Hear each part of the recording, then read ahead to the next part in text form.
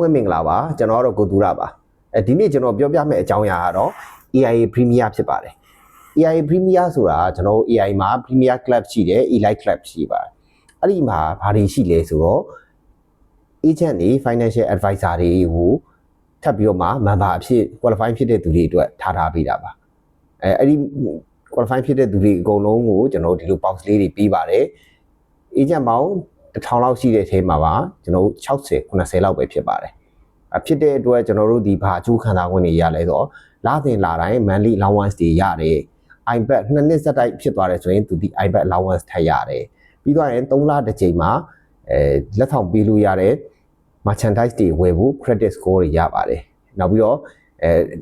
တိတာဆုံးပြောရမယ်ဆိုရင်ကျွန်တော်တို့လိပ်စာကတ်ကလေးတွေလိပ်စာကတ်ကလေးဆိုရင်စာကတ်ကလေးဆိုရင်ကျွန်တော်တို့ဒီအရင်တော့အနီရောင်မှာအခုအနက်ရောင်မှာဒါကတ်ကလေးတွေပြောင်းလဲသွားပါရဲ့နောက်ပြီးတော့ကဲရဲ့ဒီဘက်ချမ်းမှာဆိုရင်လည်းသူဒီဒါ Premier Member ဆိုတဲ့စာတန်းလေးပါလာပါတယ်ဒါလေးပြီးရင်ကျွန်တော်အသေးစိတ်ရိုက်ပြပေးပါမယ်ဒီထဲမှာဘာရှိလဲဆိုတာဆက်ပြီးကြည့်လိုက်ကြအောင်ဟုတ်ကဲ့အခုဆိုရင်တော့ကျွန်တော်တို့ဒီ give out တွေကိုဟိုမှာ unboxing လုပ်မှာဖြစ်ပါတယ်ဒါလေးကကျွန်တော်အရန်လိုချင်နေတဲ့ရင်တိုးလေးပါ Premier ဒါ2024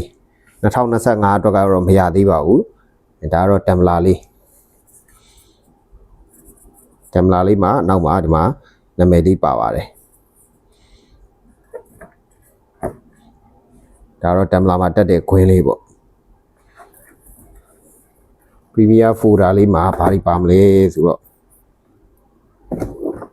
ဒီမှာတော့ monthly allowance တွေပါမယ် priority lane တွေပါမယ် iPad allowance ပါမယ် merchandise နဲ့ပတ်သက်ပြီးတော့ credit တွေရမယ်နောက်ပြီးတော့ကျွန်တော် business card တွေလည်းရမယ်ဒီဘက်ချမ်းမှာတော့ကျွန်တော်နာမည်နဲ့ဒါအောက် CEO လက်မှတ်နဲ့ပေါ့ CEO ရဲ့ဒီဘက်က CEO ရဲ့